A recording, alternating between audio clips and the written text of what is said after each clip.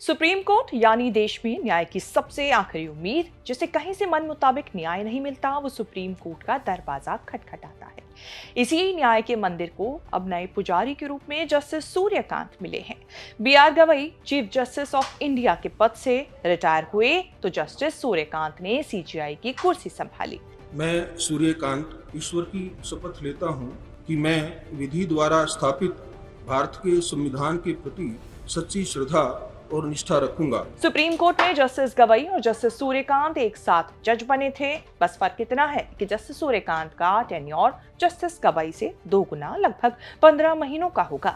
नए नवेले सीजेआई बने justice Suryakant supreme court के ऐसे जज हैं जिन्होंने हरियाणा के हिसार से आकर देश की सबसे बड़ी न्यायिक व्यवस्था में अपनी जगह बनाई और खुद को साबित करके दिखाया। अब वो सीजेआई बनने के बाद उनके किस्से कहानी जबरदस्त चर्चा में आ गए हैं और चर्चा में है उनके लिए गए फैसले।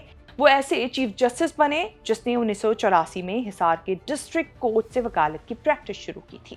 आगे चंडीगढ़ जाकर हाई कोर्ट में वकील बने। वकालत करते हुए हरियाणा सरकार के सबसे कम उम्र के एडवोकेट जनरल बने।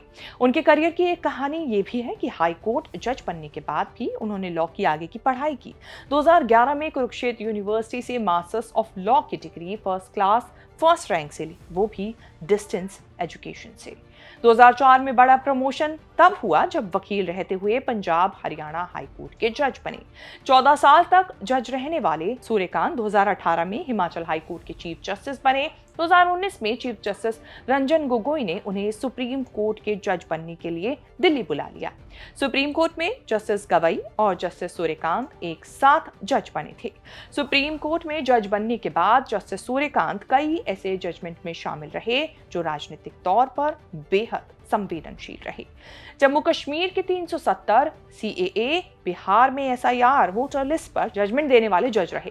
सबसे चर्चित केसेस में से एक रहा दिल्ली के सीएम अरविंद केजरीवाल को जमानत देने का फैसला। जस्टिस सूर्यकांत इस समय सुप्रीम कोर्ट की उस संविधान बेंच में शामिल हैं जो प्रेसिडेंशियल रेफरेंस पर राष्ट्रपति राज्यपाल के अधिकारों पर सुनवाई कर चुके हैं।